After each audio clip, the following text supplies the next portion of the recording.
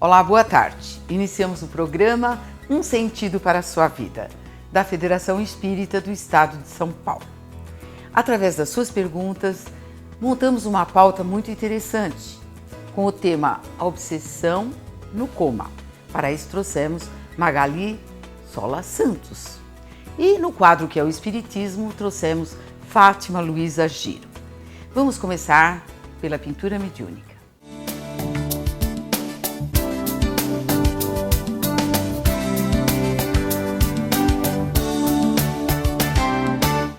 Para a pintura mediúnica de hoje, nós trouxemos Marcelo Alves Pereira, que é médium aqui da FESP e está sempre conosco, não é? E vem com tanta boa vontade de fazer esse trabalho. Tudo bem, Marcelo? Boa tarde, Silvia.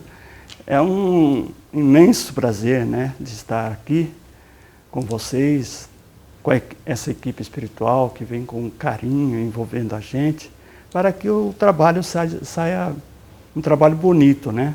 Então, para nós é uma felicidade muito grande de estarmos aqui nesse horário. Para nós também e para os nossos amigos de casa, tenho certeza que também é uma alegria, viu?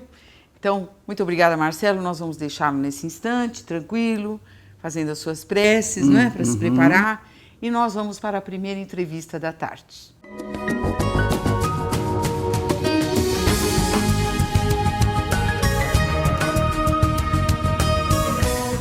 Estamos com Magali Sola Santos, que é psicóloga e fez pós-graduação em psico-oncologia e também psicologia transpessoal. Também é uma ótima trabalhadora aqui da FESP. Tudo bem, Magali? Tudo. Muito obrigada desde já por estar aqui conosco, respondendo as dúvidas dos nossos telespectadores. Eu agradeço a oportunidade também. Então, a Magali hoje vai falar sobre obsessão no coma. Então, a primeira pergunta que nós fazemos para dar entendimento melhor aos nossos queridos amigos de casa é como você definiria a obsessão? No dicionário da língua portuguesa, significa importunar alguém constantemente. E para nós, da doutrina espírita, a obsessão ela é causada por um espírito que domina um outro a ponto de moralmente atrapalhar a postura do próprio indivíduo. O que é muito comum as pessoas imaginarem que a obsessão ela só ocorre dos desencarnados para nós encarnados, o que não é verdade. Ela pode ocorrer também de encarnado para encarnado, de desencarnado para desencarnado, ou, o que é muito difícil, né, de encarnado para desencarnado. Então nós temos que observar bem isso e imaginar que nós também podemos obsediar alguém. Olha lá, tá vendo? Então, essa obsessão, ela vem a ser uma doença do corpo ou da alma? É uma doença da alma. Da alma. Então, por ser uma doença da alma, né, tem algum sintoma? Temos. A obsessão, ela é caracterizada normalmente por depressão, transtornos do sono, como insônias e pesadelos constantes, o desinteresse pelo próprio trabalho, pelo estudo, muitas vezes um isolamento social, um desregramento sexual ou outros, podem aparecer outros sintomas. Isso não significa que uma pessoa que tiver um desses sintomas necessariamente está obsediado, né? Tem várias doenças clinicamente conhecidas que também têm esses sintomas, apresentam os mesmos sintomas. Transtornos e tal, né? É interessante, porque o nosso tema de hoje, obsessão no coma, não é? Há muitas pessoas preocupadas com isso, né? Porque às vezes um familiar entra em coma e fica por algum tempo em coma, e as famílias nos escrevem preocupadas. Seria um obsessor que estaria causando aquele coma? Você acha que pode ser um obsessor o causador do coma? Não. O coma, ele vem do grego konan, e quer dizer um sono profundo, um estado inconsciente do qual o paciente não pode ser despertado. Então, isso é uma coisa física, né? O que acontece é que durante o coma, assim como na emancipação da alma para nós da doutrina espírita, aquele espírito ele se separa do corpo físico, apenas sendo ligado pelo cordão fluídico, e ele pode ficar do lado do corpo físico ou ele pode procurar espíritos afins, lugares onde ele se sinta melhor naquele momento e a maneira como ele viveu e no que ele acredita vai fazer com que aquele coma lhe seja útil ou perturbador. Ah, então o coma pode ser útil? Pode, muitas vezes é uma oportunidade do plano espiritual para que aquele espírito reflita sobre coisas que ele tenha feito. Por exemplo, então, às vezes é um período de tempo que a pessoa fica no coma para ela refletir sobre algo que ela tem que fazer e não fez, se reconciliar com parentes, né, em caso de discórdias familiares, que é muito frequente. Por exemplo, nós temos nas fronteiras da Nova Era um caso onde um rapaz, ela é extremamente de má índole e a sua avó intercede para que ao invés de morrer, ele fique, né, nesse período de coma para ter um esclarecimento e ali ele vai ficar tetraplégico e vai ter a oportunidade de rever os seus valores e modificar a sua vida mesmo estando num corpo preso, né, o espírito preso nesse corpo. Só que ele, neste momento, como ele fez muita maldade, ele está obsediado pelos espíritos, né, familiares das pessoas a quem ele fez mal. Certo. E eles podem provocar o desencarne desse espírito. E a sua avó intercede para que ele continue a vida para o aprendizado. A avó era desencarnada. A avó era desencarnada. Como chama o livro? Nas Fronteiras da Nova Era. De que da autor? Sueli Caldas Schubert. Sueli Caldas Schubert. Outro exemplo também de um médico neurocirurgião chamado Dr. Eben Alexander, que escreveu um livro que chama Uma Prova do Céu, onde ele teve uma meningite raríssima e ele ficou 7 dias em coma.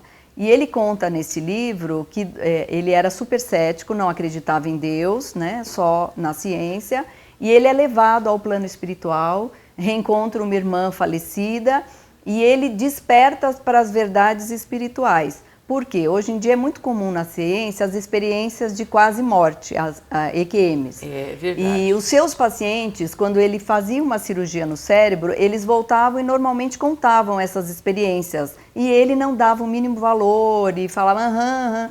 E quando ele tem essa experiência, ele se conscientiza que o dever dele como médico é comprovar que essas experiências são reais. Que o espírito durante o coma pode alçar voos e em outros lugares ele diz que descobre que Deus existe, que o universo existe e ele passa a não só acreditar e valorizar o relato dos seus pacientes, como através da ciência mostrar que essas experiências são reais. Inclusive 85% dos casos de EQM são considerados positivos na vida de um paciente. Eles acontecem por uma razão e o paciente passa a ter uma nova razão para viver e modifica seus atos para melhor.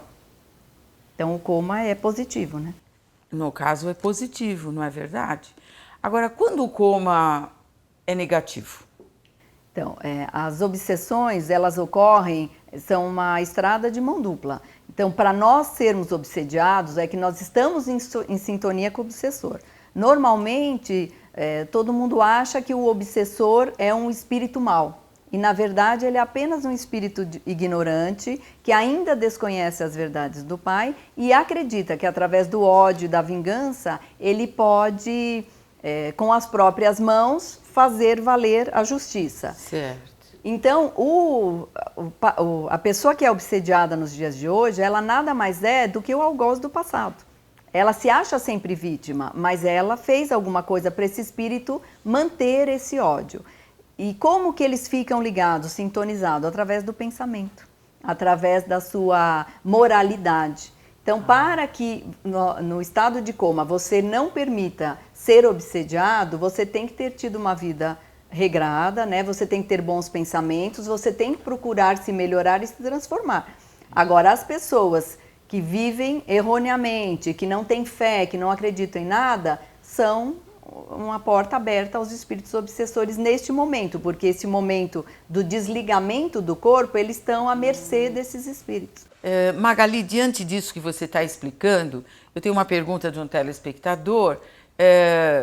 que ele não entendeu porque ele viu o próprio parente do lado do corpo quando estava em coma. É possível, então? É possível. Provavelmente esse telespectador ele tem algum tipo de mediunidade que lhe proporciona essa visão. E como o espírito pode ficar ao lado do corpo, provavelmente com a sua mediunidade ele consegue enxergar. Certo. Por isso que nós indicamos, né, a todos que estejam em coma, os seus parentes conversarem com aquele corpo que a maioria acha que está inerte e que já foi embora. Muito pelo contrário. É um momento onde nós devemos dizer o quanto amamos aquela pessoa, se tem alguma desavença, pedir perdão, agradecer por tudo que aquela pessoa nos fez. É uma oportunidade que o Pai nos dá para que a gente se aproxime. E mesmo que aquele espírito não voltar mais à vida, ele vai levar toda essa emoção, todo esse contato familiar junto com ele pós-morte. Nossa, Magali, mas nós estamos numa sintonia boa, inclusive com os nossos telespectadores, porque houve uma pergunta sobre esse tipo de atitude. Uma pessoa escreveu para a gente aí no WhatsApp, agora temos o WhatsApp, né? Dizendo que queria conversar com o parente, mas ela notava que quando conversava com o parente, as enfermeiras ficavam bravas, porque o parente se agitava um pouco, apesar de estar em coma. E aí as enfermeiras proibiram a visita, porque a menos que ele não conversasse. O que você teria a dizer para o nosso telespectador? É uma pena, né? Porque o ideal é que se converse, inclusive tem muitos casos também registrados, onde o paciente, mesmo em coma, escorre uma lágrima, aperta a mão do parente. Então, assim, ele está lá, está ouvindo e ele precisa daquele apoio. Então. Né? E muitos espíritos superiores também nos explicam que, às vezes, aquele momento para o espírito, às vezes o espírito foi bom e ele judiou do corpo e ele tem entra em coma por uma doença física mesmo. E nesses momentos, ele pode resgatar séculos na espiritualidade. Esse momento onde ele está em coma, esses dias. E muitos de nós pedem, pelo amor de Deus, né, que leve ou que tire. E a gente não sabe nem o que pede, porque aquela é uma bênção de Deus. Na verdade, o coma é uma bênção. Tá vendo? Os enfermeiros que estão nos ouvindo. Mas talvez, assim, o parente tenha que falar palavras suaves também. Com certeza. Nada muito... assim, agressivo, nada, né? de cobrança, né? Não é o momento. E tal, para não ter um choque maior, né? Ah, meu Deus. Magali, nós precisamos fazer um pequeno intervalo, mas nós voltamos já já com você, telespectador.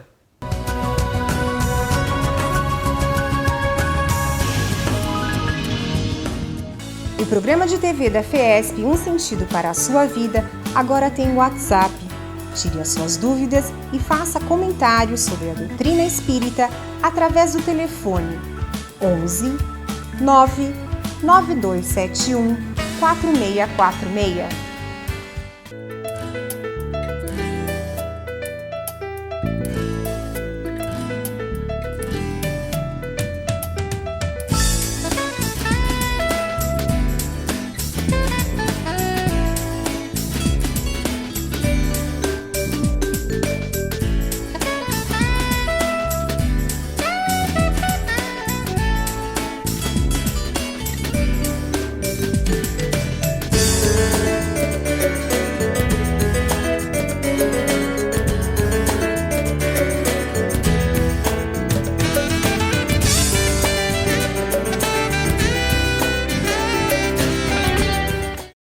O Tempo Terra, um lançamento das edições FESP, autoria de Roberto Vilmar Quaresma. Nesta obra, são tratados os momentos atuais do planeta Terra e os comportamentos e as atitudes que devem ser tomados pelos seus habitantes, a fim de se promoverem espiritualmente para serem hospedados na nova era, a etapa regeneração após cessar a fase transição. Este lançamento e mais de 150 títulos das edições FESP você encontrará em nossa livraria na Rua Maria Paula, número 140, ou então através do telefone 11 3115 5544, ramal 204.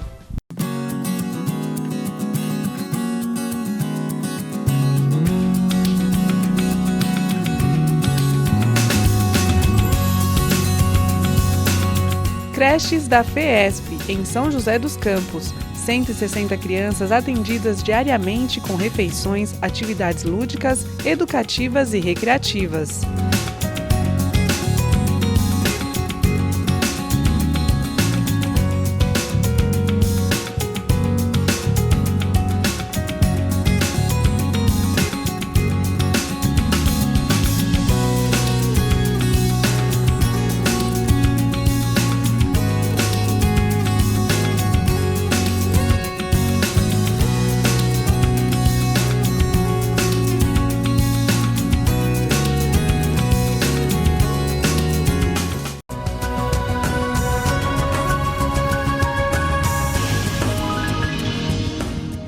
Voltamos com o programa Um Sentido para a Sua Vida, hoje com Magali Sola Santos, falando sobre a obsessão no coma. Magali, vamos continuar então, agora com perguntas que em geral são os alunos que fazem. Porque nós aprendemos na doutrina que existe um elo de ligação entre o corpo e o perispírito, que é o que fica com o espírito quando em desdobramento. André Luiz, em alguns de seus livros, diz que é possível se reconhecer no plano espiritual aquele que ainda não desencarnou. Você podia explicar isso para os nossos telespectadores? Então, como você mesmo disse, o espírito, ele fica constantemente ligado ao seu perispírito e no corpo físico essa ligação é feita pelo cordão fluídico, que eles falam que é um cordão de prata. Então, quando existe a emancipação da alma, esse espírito ele pode alçar grandes voos, mas ele fica ligado ao corpo. Inclusive acontece muito frequentemente quando estamos dormindo e alguém nos chama ou um barulho nos acorda, que temos a impressão de que estamos caindo, porque é o espírito que volta correndo ao corpo e naquele impacto tem como se fosse um tranco. Então os espíritos desencarnados reconhecem se um espírito é encarnado ou não, esse cordão de prata. Quando não tem o cordão é que ele já se desligou e está no plano espiritual. Já se desligou, então não está em coma de jeito nenhum. Já mesmo em coma, ele vai estar ligado. Enquanto ele tiver vida, ele está ligado ao corpo físico através desse cordão. Muito bom. Então nós poderíamos ligar esse fato àquele que Jesus, disse quanto a Lázaro, quando as irmãs de Lázaro procuraram para que ele fizesse Lázaro voltar à vida, e ele disse, Lázaro não está morto. Daria para você explicar esse ensinamento de Jesus? Porque tudo que aconteceu com Jesus foi um grande ensinamento para todos nós, né? Mas nós temos sempre que lembrar que Jesus jamais iria contra as leis divinas, né? As leis do Pai. Então, ele não poderia ressuscitar Lázaro, né? Após a morte, não teria como voltar. Então, o que acontece? Provavelmente Jesus, com toda a sua superioridade e mediunidade, mesmo à distância, ele percebeu que aquele cordão ainda estava ali. Logo, Lázaro ainda estava vivo. Certo. E ele, como na doutrina espírita sabemos, sofria de catalepsia e estava nesse estado cataléptico. E Jesus, ao chegar no lugar onde ele estava, acorda-o, né? E na verdade é o período da catalepsia, que foi o tempo em que Jesus conseguiu chegar no lugar e despertar Lázaro desse estado. Certo, inclusive conta a história, né, que muitos casos de pessoas com catalepsia foram enterradas vivas, porque não se conhecia ainda, né, a causa. E Jesus já naquele tempo já dá uma lição tão grande, ele não está morto, né, ou seja... não foi uma ressurreição, porque ele ainda não estava morto. Né? Porque o cataléptico pode ficar até 72 horas, né, nesse estado. Olha lá. Hoje já a medicina conhece, né, esse processo. Acho que já dá para reconhecer. Eu acredito Só para a gente sim, não assustar os nossos amigos de casa. Nós temos um caso no Brasil, o Sérgio Cardoso, acho, né, era um artista, era uma pessoa da televisão, e o médico dele estava viajando, ele entrou nesse estado e foi enterrado vivo. E quando o médico retornou, pediu para retirar, e quando retiraram ele estava todo arranhado, virado dentro do caixão. Ele realmente foi enterrado com vida. Mas faz tempo, faz né, muito. Magali? Eu era criança, eu me lembro então, bem. Acho que agora disso. A medicina já está mais adiantada. E hoje em dia, naquela época também, mas como o médico o médico que o atendeu não sabia dessa peculiaridade, né? Mas hoje em dia tem todo um acompanhamento. Existe uma necessidade de fazer tomografia, inclusive, para dar realmente a causa mortis, né? e a gente está mais garantido, viu? Com certeza, né? Não se preocupe, não. É só estar ligado ao seu anjo da guarda. Bom, que ele também então, vai nos proteger também, contra isso. Mas aí vem uma outra pergunta. O que nós podemos fazer? Porque aí, no caso, pode até o obsessor também interferir.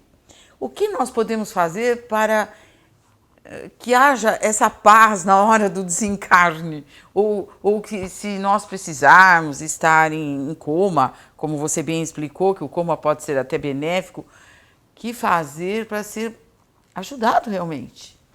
Então, é sempre o principal ponto são os nossos pensamentos, né? Nós nos unimos aos espíritos de acordo com a sintonia dos nossos pensamentos, das nossas ações. Quanto melhor pensamos, quanto melhor agimos, mais ligado aos espíritos de luz estaremos. Então, lembrando novamente que o espírito obsessor não é um espírito mau, mas é apenas uma vítima do passado que vem querer resgatar, né, essa justiça. O que nós temos que fazer? Lembrar que o amor move montanhas, né? Então, Jesus já dizia, né, a todos que ele curava, vá e não peques mais. Então, a mudança de atitude é que vai propiciar este afastamento do obsessor. Joana de Ângeles, ela nos diz que a dor, ela nunca é punitiva, mas sim educativa.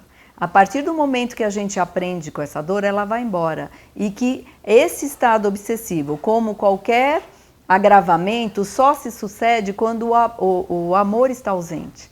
Então, nós devemos ter amor por esse irmão, orar por ele, pedir perdão, porque provavelmente se ele está conosco, é porque algo fizemos anteriormente. E no Evangelho segundo o Espiritismo, no capítulo 28, nos itens 82 e 83, tem duas preces específicas, para o obsediado e para se fazer para o espírito obsessor. Então, a oração é o melhor antídoto para nos proteger contra todo tipo de obsessão, seja no coma ou seja durante toda a nossa jornada. Se no coma a pessoa está tão ligada ao que está acontecendo, né? Ela tem oportunidade ainda de ter essa reação. Com certeza. Também, né? Naquele mesmo livro que eu já citei, Nas Fronteiras da Nova Era, da Sueli Caldas, ela conta a história de uma moça, é muito jovem, que teve uma vida muito dura, se desesperou e ela teve um suicídio indireto, mas ela estava tentando se livrar da vida, acabou sendo atropelada e entrou em estado de coma. E ela era obsediada, e esse obsessor é que estava atrás dela, que fez com que ela atravessasse a rua, não olhasse. Certo. E essa menina, ela entra em coma e os espíritos que a protegem, porque todos nós também temos espíritos protetores, eles pedem para ele deixá-los ajudar. E ele fica tão condoído da dor, da situação daquela menina, que era um sofrimento tão grande dela, que ele se afasta e deixa essa equipe do bem ajudar. E eles começam a conversar com ela e fazer todo um trabalho. Só que num determinado momento, quando ela toma a sua consciência, ela se lembra com muita raiva de uma irmã a qual esse espírito obsessor protegia. E esse foi a oportunidade para o espírito novamente se ligar a ela e atrapalhar todo o processo. Então, assim, o poder do nosso pensamento. A gente sempre fala aqui na doutrina, né? O pensamento é tudo. Então, aí entra também, não é, Magali, aquela pergunta do perdão. Que há pessoas que dizem assim, eu já perdoei uma briga entre dois familiares ou dois amigos, mas ele diz que não me perdoa. Como é que a pessoa faz para ficar tranquila? Então, nós não temos controle sobre a atitude dos outros, né? Se nós perdoamos verdadeiramente, o que é do outro é do outro. Nós não podemos fazer nada com aquilo. O que nós podemos fazer? A oração do perdão, que também tem no Evangelho. Orar sempre por esse irmão, porque se a gente ora por ele, nós não entramos mais em sintonia com ele. Então, mesmo que ele nos desejar mal, esse mal não vai nos atingir. Esse que a oração acaba afastando, com certeza, acaba libertando a própria pessoa do obsessor. Com certeza, né?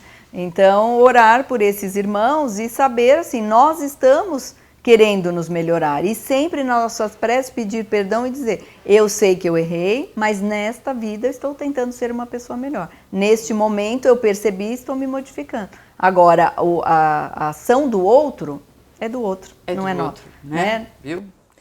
E sobre, no caso, o evangelho no lar, você acha que teria alguma influência nesses casos? O evangelho no lar é sempre importante em todos os casos, né? A gente brinca que nós sempre nos preocupamos tanto com a faxina da casa, deixar em ordem para receber as visitas, e não nos preocupamos com a faxina espiritual, que é tão importante, né? Então o evangelho, ele tem que ser feito constantemente. É lógico que quem tem o hábito de orar, já está tentando se melhorar, né? Já está protegendo o seu lar, essas pessoas vão estar menos abertas a esses estados obsessivos, né? Certo. Ou talvez até percebam mais rápido quando ocorrer e podem se libertar também muito mais rapidamente. Então quer dizer que nesse tema que nós estamos desenvolvendo hoje, obsessão no coma, existe também uma ajuda através do evangelho no lar, não é? Com em geral são os familiares que ficam muito aflitos à volta da pessoa que está em coma, né? E sem saber se ela está sofrendo, às vezes por algumas reações acham que está sofrendo, por uma lágrima, como você mesmo disse e tal, né? E os familiares ficam tolhidos de alguma forma, porque essa pessoa sempre está num hospital, sempre está de alguma forma longe de casa, não é? E lembrar, né, que para nós da doutrina espírita, a morte é apenas uma passagem, né? Então nós não temos o direito de pedir nem para aquele ente ficar e nem para aquele ente partir, né? Jesus muito bem nos ensinou na prece: Pai, seja feita a sua vontade, assim na terra como no céu. Então, se nós temos a verdadeira fé, é neste momento que a gente tem que entregar, seja um filho, um marido, uma mãe, pai, faça o que for melhor para esse espírito, né? E nós temos que deixar de ser egoístas e pensar no bem daquele que está sofrendo e não na nossa vida, né? Existe assim, uma possibilidade de um parente que não queira que a pessoa desencarne, ela conseguir de alguma forma através do pensamento? Sim, né? Quantos casos, até nos livros mesmo do Chico, que ele psicografou, né, do André Luiz, ele nos conta vários casos onde o plano espiritual tem que afastar toda a família para que o plano espiritual consiga desligar, né, aquele espírito do corpo físico. Então é aquelas melhoras repentinas. Melhora da morte, né? Como que aí todo mundo se acalma e deixa aquele. Aí nesse momento eles. E a tranquilidade do pensamento acaba gerando o próprio desencarne, que é a necessidade, no caso. Com certeza. Né? O rompimento do cordão fluídico, né? Isso mesmo. Nossa, Magali, que maravilha. Ficamos muito felizes realmente com a sua presença. Obrigada. Esperamos você muito mais vezes. Nós temos ainda muitas perguntas dos nossos telespectadores, viu? Tá, joia. Muito obrigada, Magali. Eu que agradeço. Nós vamos para mais um intervalo, mas voltamos já já com vocês.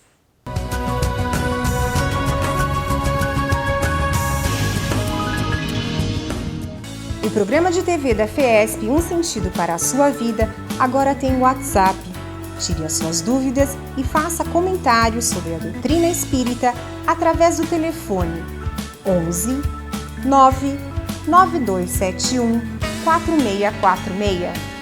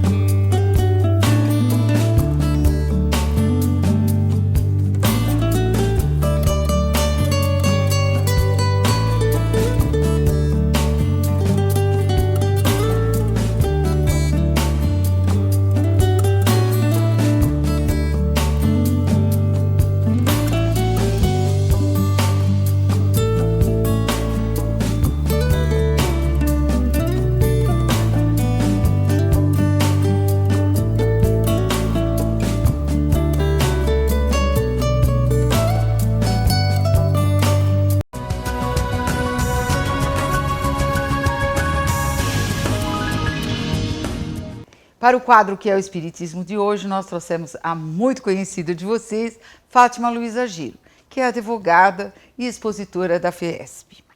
Tudo bem, Fátima? Tudo bem, Silvia, e você? Tudo Prazer bem. em vê-la de novo, Silvia. Fico muito é uma feliz. satisfação imensa aqui estar com você de novo. Muito obrigada, muito obrigada. Hoje o nosso assunto, espíritos protetores, simpáticos, familiares, anjos de guarda. Nós vamos perguntar tudo isso para a Fátima, para ver o que ela vai nos responder. Fátima, vamos iniciar então perguntando a você, o que se deve entender por anjo de guarda? Anjo de guarda, Silvia, ou protetor, ou mentor, aquilo que nós desejamos nos chamar, é aquele espírito que, quando nós nascemos, ele já vem com uma tarefa de nos guiar, né? Podemos chamar de guia também. Ele vai dar assessoria para nós, igual o nosso pai aqui na Terra nos dá a orientação, etc e tal, né? Então esse guia que muitas religiões chamam, né, o espírito guia, Isso. seria a mesma coisa que o anjo de guarda ou protetor. Isso, cada um dá uma denominação, mas na realidade é um espírito superior a nós que vem com essa tarefa de nos seguir, guiar, nos orientar. Claro, se nós aceitarmos as orientações. Claro, nós temos o livre-arbítrio, né? Isso. Então, aí esses espíritos, e se nós não dermos ouvidos a esses espíritos, de que maneira nós captamos essas orientações deles? Ele fala pela nossa consciência, nós não escutamos, né? Mas ele fala na nossa consciência. Nós sabemos que um dos atributos do espírito é a consciência. Então, e o pensamento, ele não tenta inspirar através do pensamento? Porque dependendo da graduação de cada um de nós, do nosso estágio de evolução, são os recursos que ele utiliza, né? Então, ele vem com essa tarefa de nos orientar e lá na espiritualidade nós voltamos e nós sabemos quem é esse protetor que está nos orientando, nos guiando, para que nós saiamos de uma forma bem evoluídos aqui da Terra. Mas nem sempre nós damos ouvido, né, Silvia? Então, e aí, Fátima, se nós não damos ouvidos, adianta? A missão dele é falha, então? Porque se ele tem essa missão de nos orientar, de nos guiar, de nos proteger, se nós não damos ouvidos, como fica o anjo da guarda? Então, ele tem essa tarefa, ele fica triste, né, de ver que ele está dando, se esforçando para que nós possamos atingir aquele objetivo melhor que nós planejamos lá no mundo da espiritualidade. E ele fica triste, mas ele sabe que se nós não formos para o caminho bom, que aquilo também que nós estamos fazendo vai servir para o nosso crescimento.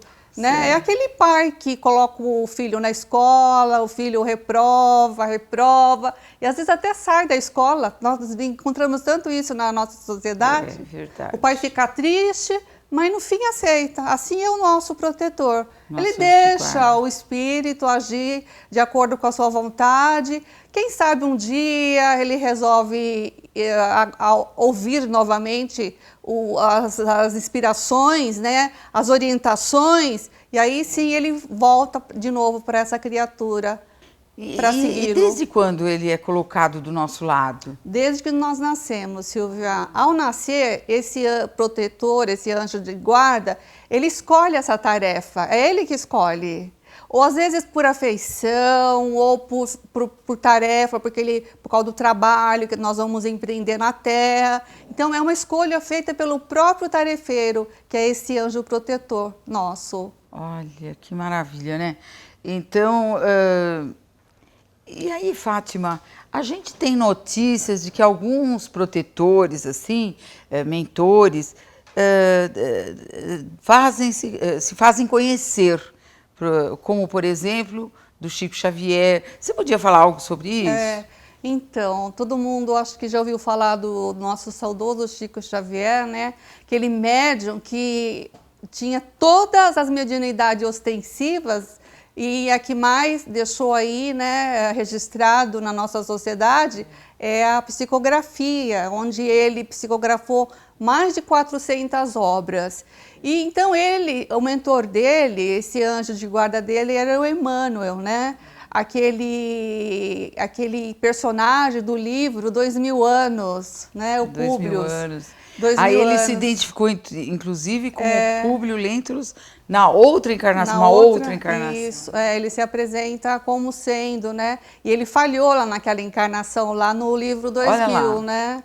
O mentor do Chico falhou nessa época. Então, mas isso é importante você dizer para os nossos telespectadores, porque muitos acham que esse anjo de guarda é um anjo puro, que está lá no céu, muito longe, e que vem à Terra para nos ajudar. Dá para você explicar essa propriedade ou qualidade, no caso, né, do anjo de guarda? Então, Silvia, cada um de nós tem um mentor, né, ou anjo de guarda, ou anjo protetor, cada um dá uma denominação. Mas, na realidade, é sempre aquele mentor, né, aquele protetor, que tem mais conhecimento que nós e que veio aqui com a finalidade de nos dar essa ajuda, esse impulso. E de acordo com a missão, com a tarefa de cada um, é o mentor que tem. Então, nosso querido Chico Xavier, dado a sua tarefa, que foi imensa, né, Silvia? Também é um espírito mais evoluído, Chico. O mentor do Chico, acho que tem que ser mais evoluído que ele. Com certeza. E perante todas as tarefas que o Chico tinha que desenvolver, realmente esse mentor tem uma evolução, um espírito de escola, né, Silvia? Para pensar. Nossa! Porque daí a única coisa que ele exigia do nosso Chico Xavier era a disciplina, né? Ele estava propenso a seguir o Chico em tudo, mas ele queria muita disciplina, né? Eu lembro que no filme ele dá umas broncas no Chico Xavier, porque o Chico Xavier tinha condição de ver os seus de guarda, conversar, né? Isso. Ele já tinha uma condição mediúnica mais apurada. Isso. E é interessante o filme, né? Que a gente vê o Emmanuel dando umas broncas no Chico Xavier. Isso. Eu fico imaginando, né? Imagina se o Chico, tão adiantado, levava bronca, imagina a gente. Então. O que o nosso anjo da guarda apanha conosco. Né? Porque o Chico ele era bastante doente, né? E ele trabalhou também numa fábrica de tecido e ele tinha bronquite, pneumonia. E ele conta que certa feita ele estava mal de bronquite lá, quase desencarnando. E apareceu o Emmanuel e falou para ele, o que está acontecendo? Você não vai trabalhar hoje? Eu estou quase desencarnando, meu irmão. Se eu desencarnar, você vai estar lá me recebendo? Ele disse, não vou estar te recebendo não, pode ir trabalhar. Daqui a pouco veio a Sheila, que é um outro espírito, né, desencarnado. E aí, minha irmã, estou desencarnando. Se eu desencarnar, você vai me receber? Não, pode trabalhar que eu não vou estar desencarnando. Aí veio o Bezerra de Menezes, né? Aí ele chegou no doutor Bezerra e falou assim, doutor Bezerra, essa besta está precisando de uma medicação. Se o senhor não receitar um remédio para essa besta que vos fala, eu vou desencarnar. Ele disse, olha, Chico, eu não fui veterinário quando eu fui médico na Terra, mas eu vou te dar uma medicação. Não é que a medicação dele foi boa e ele sarou? Aí ele foi trabalhar de fato. Então o doutor Bezerra foi bonzinho, deu uma medicação. Então, o Chico é um espírito assim, nós podemos dizer que ele era o amor, né? Porque ele nunca colocou o dedo para ninguém, nunca disse para alguém que está acontecendo porque ele foi isso, porque ele deixou de fazer. Ele sempre falava, ama minha filha, ama meu filho. Nossa, mas que criatura, né, Silvia? A verdadeira luz, o anjo da guarda nos força ao progresso, ao cumprimento da nossa tarefa aqui na Terra. Então, se o nosso pai, a nossa mãe, que imperfeitos ainda são tão, né, eles querem o nosso melhor. Muitas vezes eles sabem que é difícil para a criatura acordar cedo, né, para ir para a escola, ele força.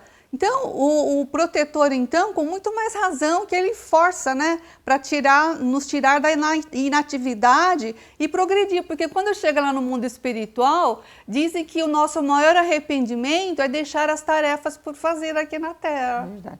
Você conhece outra pessoa famosa no Espiritismo que tenha conhecimento? O nosso querido Divaldo Pereira Franco também, com a Joana de Ângeles, né? A Joana de Ângeles teve várias reencarnações também como freira.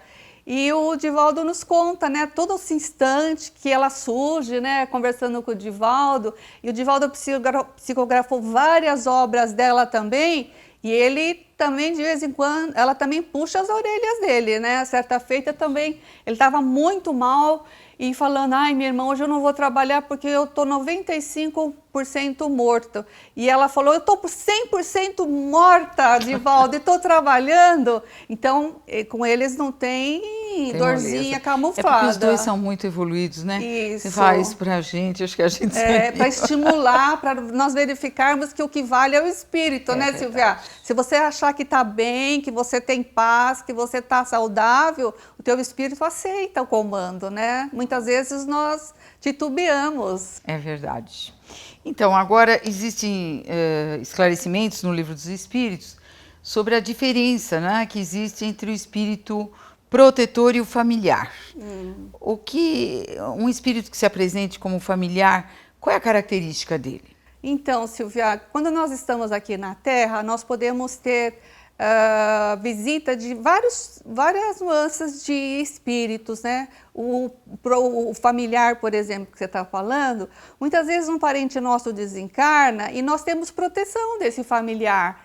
Muitas vezes eles nos tira daquelas ações malfazejas de algum espírito brincalhão, zombeteiro. E tem muita gente que tem muita proteção, sabe? Eu sou uma pessoa que tem bastante proteção, sabe?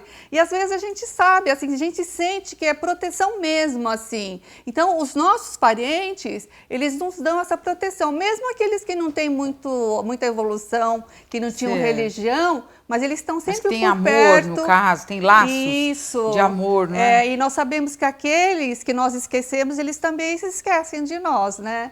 Então, a diferença, Silvia, é assim, o familiar, ele está sempre nos dando toda ajuda, o protetor vai ter essa tarefa até lá no mundo da espiritualidade, e tem aqueles espíritos simpáticos, né? Ah, esses simpáticos, qual a diferença deles? Então, eles se simpatizam com as nossas atividades, por exemplo, eu venho para a federação, estudo, tento me modificar. E às vezes ele tem a simpatia pela doutrina, ele tem simpatia por esse tipo de atividade e ele fica próximo de mim. Então, muitas vezes nós achamos que ajudamos os encarnados, nós também ajudamos os desencarnados quando nós enveredamos pelo trabalho do crescimento espiritual, pela nossa modificação, porque tem esses simpáticos que se simpatizam com as nossas atividades e nos seguem, e eles também evoluem conosco. Mas aqui tem uma perguntinha sobre esses simpáticos, né?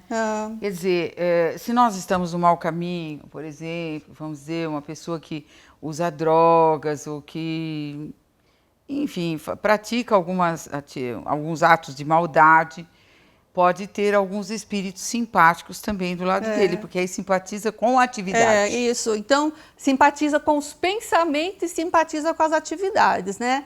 Então, ele pode não ser bom. Isso. Geralmente, nós dissemos assim, né? Digas com quem andas que direi o que tu és. Aí, nós falamos no mundo espiritual, digas no que pensas que direi com quem andas, né? Porque nós atraímos pelos nossos pensamentos e pelas nossas atividades. Então, nós sabemos, por exemplo, no livro Sexo e Destino, do André Luiz, lá tem um personagem que ele gosta de beber. E aí chega entidades que adoravam beber enquanto estava encarnada e chega nele e diz, toma mais um gole, toma mais um gole. Ele vai tomando achando que ele está tomando por ele mesmo, mas ele está sendo induzido pelo vampiro, pelo espírito vampiresco que ali está, que não pode mais beber e ele se aproveita dos odores daquela criatura bebendo. Entendi. Então, esse é o simpático, simpatiza com as atividades. Caso, então, a pessoa mude as suas atividades de perniciosas ou maldosas para benéficas, ele se afasta, então. Se afasta porque ele não encontra elo, não encontra, né, guarida ali. É uma atividade totalmente diferente, alheia, ele vai embora. Vai embora. Por exemplo, a mosca vai procurar o quê? Coisa que tem odor que ela gosta, não certo, é? É igual. Entendi. E o mau gênio, de que fala o Livro dos Espíritos? Esse mau gênio pode não ter ligação nenhuma. Porque tem gente que pergunta assim, se Deus coloca um protetor para nós, ele coloca um mal também? Não. O mal são aqueles espíritos que desencarnaram ainda ignorantes, que não têm muito conhecimento, que estão muito materializados, e dependendo da nossa afinidade, eles se afinam conosco. Então, eles vêm tomar pinga conosco, eles vão fumar conosco, eles vão por aí aprontar conosco. Então, existe uma escala enorme no Livro dos Espíritos, que é a escala da evolução dos espíritos. Certo. Então, nós vamos encontrar os zombeteiros, vamos encontrar os sofredores, os obsessores. Dependendo do que nós fizermos, é o que nós atraímos. E então esse mau gênio é aquele que faz o mal pelo mal, é o que pode ficar, inclusive, tentando aquelas pessoas que têm tendência já ao suicídio, a cometer o suicídio, seria esse caso. Sim, Silvia. O mau gênio, aí não é o simpático, nada, é o espírito mau mesmo. O espírito mau. Então esse espírito seria o mau, obsessor. É um espírito, o obsessor, Silvia, a gente precisa entender que o obsessor não tem vítima, né? Se ele está sendo obsediado hoje, no passado ele foi algoz. Então, quando é obsessor, existe ali um comprometimento um do outro, né? Mas esse mau gênio, ele pode chegar perto de uma outra criança, por exemplo, tirar a criança do trabalho dela, das atividades dela, talvez até para prejudicar o pai e a mãe, porque quer brincar com a criança, porque a criança tem a cabecinha um tanto assim flexível. E tem se a pessoa não tiver religião na casa, tiver um ambiente elevado, consegue sim tirar dos bons ensinamentos, do bom comportamento. Sim. Por isso que nós encontramos tantos jovens nas drogas e em situações que nós não desejamos, por causa dessa permissibilidade que existe aí e atraímos os espíritos malfeitores. Certo. E para afastar então esses espíritos que sejam simpáticos, mas estejam nos fazendo mal, ou mesmo o maldoso, qual seria a saída, então? O Evangelho no Lar seria uma saída? Silvia, a prece é um ótimo antídoto, né? Jesus, que era Jesus, ele orava, ele nos ensinou a oração do Pai Nosso. Então, o Evangelho no Lar, Silvia, é uma ótima sugestão para nós encontrarmos essa paz, essa harmonia dentro do nosso lar.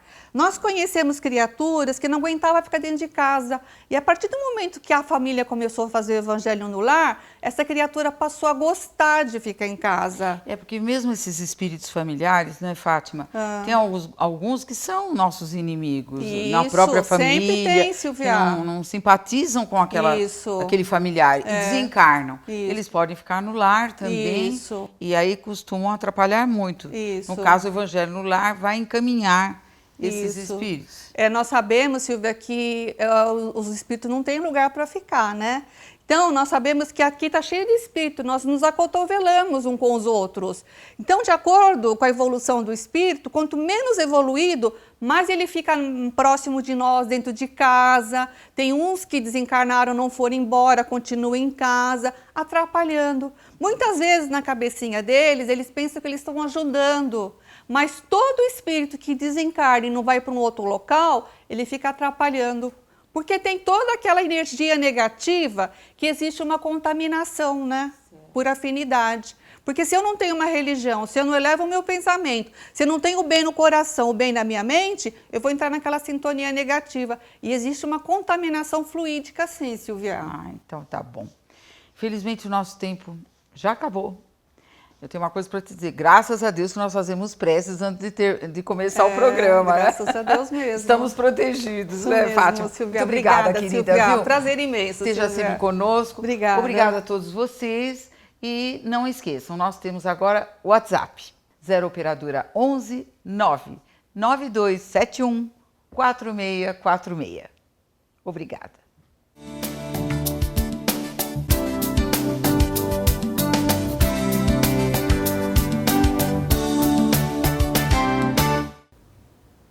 Esse é aquele momento muito feliz do nosso programa, quando nós nos deparamos com a tela mediúnica já pronta. Marcelo, quais foram as suas sensações? O que você sentiu aqui no estúdio enquanto pintava esse quadro? A sensação é assim, confortadora, né, Silvia? Porque é uma alegria estar aqui nesse trabalho. E hoje eu estava pensando assim, poxa, é um trabalho grandioso. A gente imagina a gente aqui trabalhando com essa equipe espiritual, trazendo esse trabalho, mas você vê o tão completo que eu não falo só por mim, da minha alegria, mas que de todos os médiuns que aqui vêm. Porque toda equipe de médiuns são esses trabalhadores que ficam atrás da câmera, que dão um trabalho, fica tão eficiente, eles observam todos, eles olham. Então, para mim, é perfeito estar com essa equipe aqui, desses amigos, a equipe espiritual, que trouxe mais uma vez esse trabalho lindo, e aquela mesma equipe de Alijatim, que a gente está vendo trabalhando sempre, e que traz essas obras lindas aí. Espero que nossos telespectadores tenham gostado e que possam estar continuando a acompanhar os programas, que são programas de lição de vida, um programa para a alma, um programa para reflexão, é um programa consolador, que abre a mente para a diversidade da vida.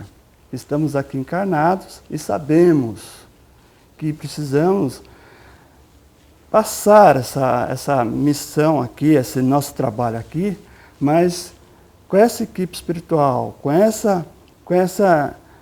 esse desenvolvimento do trabalho, que nos ajuda a transcorrer, a transpassar esse caminho de luz que é a reencarnação, né? Enfim, estamos cumprindo o nosso dever como espíritas, não é? De divulgar o espiritismo, que é o consolador prometido por Jesus, não é? Que vai consolar todas aquelas almas que ainda não sabem o que fazem e que estão desesperadas. Então, através dessa verdade, né, de mostrar que um espírito pode pintar através de um médium, nós estamos mostrando que existe uma vida além da vida, não é? Muito obrigada, Marcelo. Esteja sempre conosco. Os telespectadores reclamam quando vocês somem um pouquinho, viu? Tá bom. Obrigada, viu? Por todos. Muito obrigada. Nós vamos agora para a mensagem psicografada.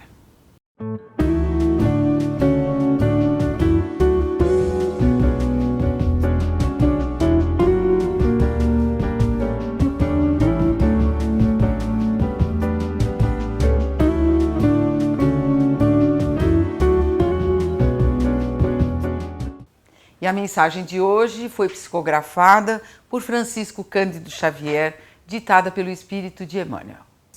A Igreja cristã dos primeiros séculos não estagnava as ideias redentoras do Cristo em prataria e resplendores do culto externo. Era viva, cheia de apelos e respostas. Semelhante a ela, o Espiritismo evangélico abre hoje as suas portas benfeitoras a quem sofre e procura caminho salvador. É curioso notar que o trabalho enorme dos espiritistas de agora, no socorro às obsessões complexas e dolorosas, era da intimidade dos apóstolos. Eles doutrinavam os espíritos perturbados, renovando pelo exemplo e pelo ensino, não só os desencarnados sofredores, mas também os médiuns enfermos que lhes padeciam as influências. Desde as primeiras horas de tarefa doutrinária, sabe a alma do cristianismo que seres invisíveis, menos equilibrados, vagueiam no mundo, produzindo chagas psíquicas naqueles que lhes recebem atuação, e não desconhece as exigências do trabalho de conversão e elevação que lhe cabe realizar. Os dogmas religiosos, porém, impediram-lhe o serviço eficiente há muitos séculos. Em plena atualidade, todavia, ressurgem os quadros primitivos da Boa Nova. Entidades espirituais ignorantes e infortunadas adquirem nova luz e roteiro novo nas casas de amor que o Espiritismo cristão institui, vencendo preconceitos e percalços de vulto. O tratamento de obsessões, portanto, não é trabalho excêntrico em nossos círculos de fé renovadora. Constitui simplesmente a continuidade do esforço de salvação aos transviados de todos os matizes, começando nas luminosas mãos de Jesus. E assim, caros amigos, encerramos o programa Um Sentido para a Sua Vida. Voltamos na próxima sexta-feira, às 12 horas, aqui na TV Aberta. Não esqueçam, os programas já exibidos estão todos no site da Fiesp. Boa tarde e até lá.